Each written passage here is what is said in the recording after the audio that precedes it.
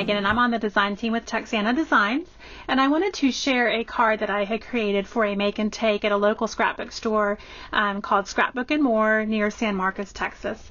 This one is kind of a happy accident card, and I'm going to kind of explain what I mean by that as I show you step by step how to make this card. This is my original card that I had created for the design team that was posted on the website. And in this, what I had done is I'd used the new Texas Word Stacker stamp, and I had cut with an X-Acto knife to the outside of this line, the black line where the word Texas is. And when I did that, I was able to make a stencil that I could use to stamp my cactus border inside. I was able to fully see everything in there even when I cut that out of regular cardstock. Since I did this for a make and take, I wanted to be able to do this a little faster and not have to hand cut a bazillion stencils. So I made my own on the Silhouette. I do have a Silhouette Cameo die cut machine, and what I did is I stamped the word Texas on white paper with black ink and scanned it into my computer. I cut it out with my Silhouette design software. I was able to cut out the inside of the letters themselves with one stencil, and then I also created a stencil for the drop shadow. So let me show you how I created this card. First of all, I start out with the word Texas stamped on there, and then I cut my stamps apart. So I don't use them as they're intended. I get a little scissor happy with my stamps, but let me show you why, and I love the versatility it gives me. I'm able to take just one sentiment and I cut it apart into pieces. So all of these little words are separate little pieces. I'm able to put it back exactly how it was intended to be stamped, but then I can also use it in so many different ways. I'm going to pull out the word home, and I'm going to put it on a separate little block. Set that aside. I'm going to go ahead and take this, and I'm just using VersaFine ink pad, and just any black ink pad really will work. I'm just going to ink this up, and I'm going to stamp this down underneath my word Texas. So next what I'm going to do is I'm going to use my braided border punch. This is made by EK Success, and I'm just going to put my piece in here about halfway down, or in the center, and push it all the way down, and then I'm going to move this over and line it back up and then punch.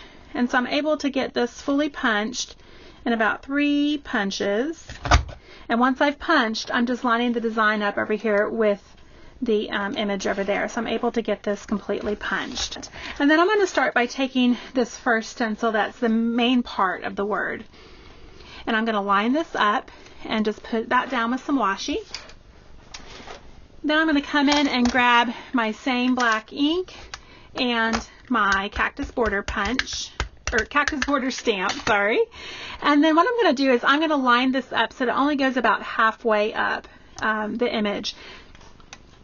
So I'm going to line it up about like that, where you can still see part of the words up here, plain, and I'm going to stamp it down. Now you do have to stamp a little harder because this stencil was cut right on the line, just kind of to the inside of the line, so it's not letting as much of the image show through. So you may end up with something looking kind of like this. Let me flip this up, where I'm just getting a few little bits and pieces right here, not a whole lot. So it's supposed to look kind of scratchy and a little textured. So I'm going to come back in and just ink up the tops of those, and then I can press those down specifically right where I want them. So I'm going to get a little bit more texture, and I'm just going to ink up an end piece right here, and then I'm going to come in and just add a little bit more texture as I see fit. Now this was the happy accident. I looked at this the first time I stamped this one. Oh my word, what am I going to do with this? This totally did not do what I intended for it to do. I was actually looking for it to stamp the entire image where it was visible of what the image was, kind of like this card that I made for the design team that went up on the blog, where you could still make out that this was a cactus inside the image. Didn't happen that way, but I love the versatility this now gives me of thinking outside the box with my stamps and looking for other ways to add texture, because I love adding texture and details to my projects without having to worry so much about what it looks like. So I'm just using that little tip and pressing it down until I get it filled in with the way I want it to look. So if I flip this up real quick, you can see it's just real scratchy looking, but it's awesome texture. I'm very, very excited about that look. So while this is still covered up in my stencil, I'm going to go ahead and use some ink pads to add some color to my project. I'm going to start out with some foam daubers. These are just little fingertip foam daubers that you can get. They're made by Sukaneko. I do like to kind of hold them versus wear it on my finger and use it that way, because what motion you want to use is kind of a twisting motion, and twist and pounce. So you're twisting and pouncing kind of at the same time. So I'm going to start out with aged mahogany. I'm going to go ahead and just twist it on my ink pad to get ink on there, and then I'm going to use this and just twist and pounce at the same time.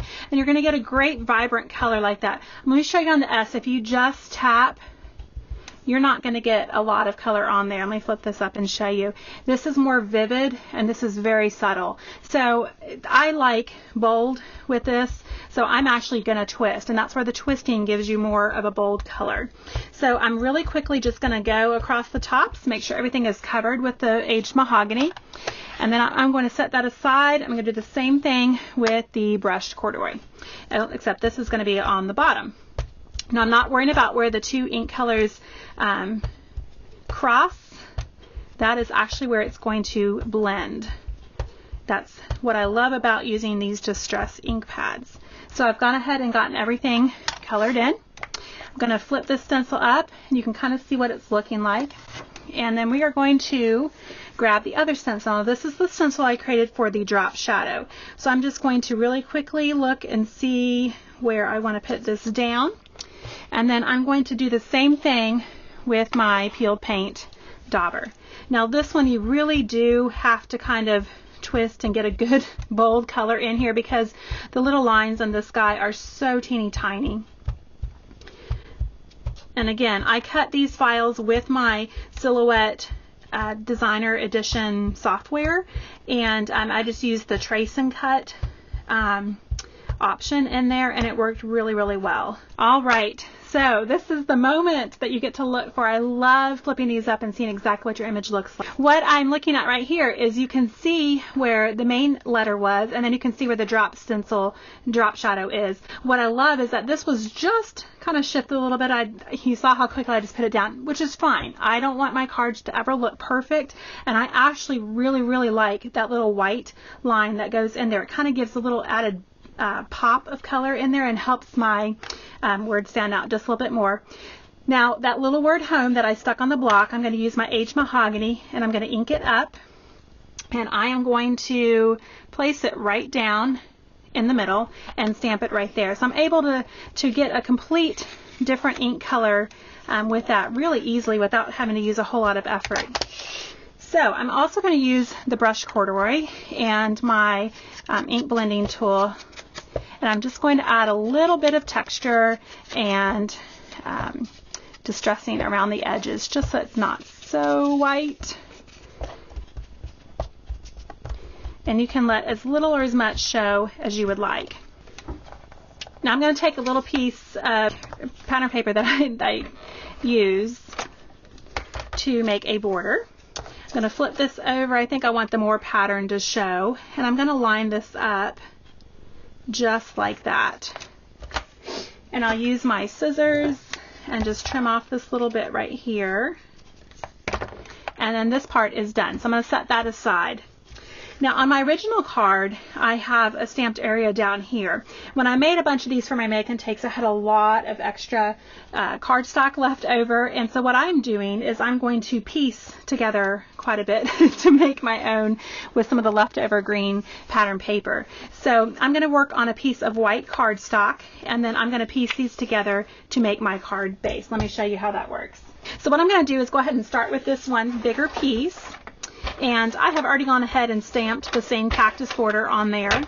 I'm just going to lay this on the bottom. And this is a great way to use up your scraps. This part really isn't going to show, so it really doesn't matter how much I put in there on this pattern.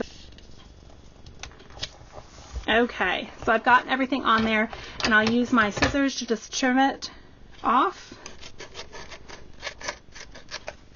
And then where the border and the seam is, I'm not even going to see that because it's going to be covered up by my main accent stamp. So let me go ahead and glue that down really quickly.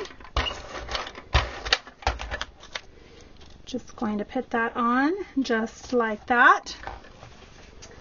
And then let me show you the last step I did in creating this card. So the bottom part down here is colored. What I did is I just used cheap colored pencils, and these are just a set of color pencils. They're called the Fine Touch, and I got these at Hobby Lobby for $3.99 for the whole pack. So they're just real cheap ones. It does not matter. And what I'm also using is called Gamsol, and this is made by Inky Antics. This little container is, and I got this at a scrapbook convention many years ago, and I just refill it with Gamsol from Hobby Lobby, and it is 100% pure odorless mineral spirits, and I just refill it. Again, it doesn't use a whole lot at all, and I'm able to make quite a few projects with it. Okay, so these are a paper blending stump, and it's just pure paper that's just rolled and rolled and rolled. It's super tight, and this is one of the it's just sandpaper. It's the sharpener for these little blending stumps. What I'm going to do is I'm going to just sharpen this paper blending stump. And this takes off the color that was there previously, and it leaves a nice fine point for you to be able to get in and color really well. I'm going to go ahead and do the coloring. So what I'm going to do is I'm just really quickly scribbling, nothing, real fancy. I'm going to have my light source coming from this direction, so most of my color is going to be on the opposite side here, and I'm just going to drop in some color. So I'm going to fast forward this in just a minute. I'm going to add green for the cactus. I'm going to add a little bit of red for the flowers and some brown for the ground. So I'm going to go ahead and fast forward and watch me quickly color.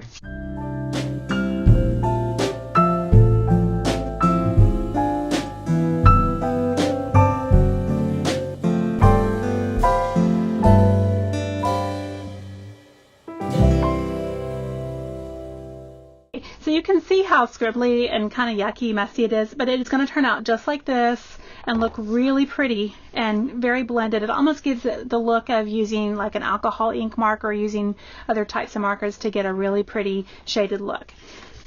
So I'm going to go ahead and use my Gamsol, and the neat thing about this one is it has this little foam topper, and I'm going to just hold the blending stump up against there. You kind of tip it a little bit, and you can see the Gamsol bleeding up onto the tip just a little bit. So I want to just make sure it's wet. It's going to look dark when it's wet. And what I'm going to do is I'm going to come in and just blend the color. You want to work in circular strokes, and if it ever looks like it's not blending really well, then just add a little bit more of the Gamsol and blend again. So I'm going to just do this part really quickly, and then I'm going to color on some of the green and show you that, and then I will fast forward it. So let me show you the green real quick. With the green, all the color is over here, so I'm just again working in circles, and I'm spreading that color out. So I'm going to go ahead and fast forward and finish blending all these out real quickly.